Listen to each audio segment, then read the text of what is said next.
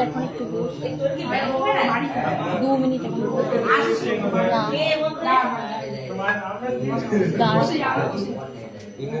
ইনুতির ছেলে ও বস বস চ না বস বলি কাকুলি মাসির বাড়ি গেছিলাম বুঝলি দিদি মুখটা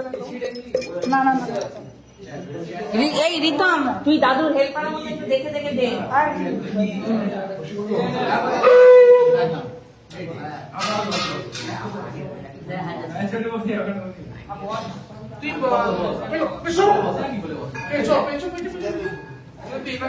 ওই সরু টাকা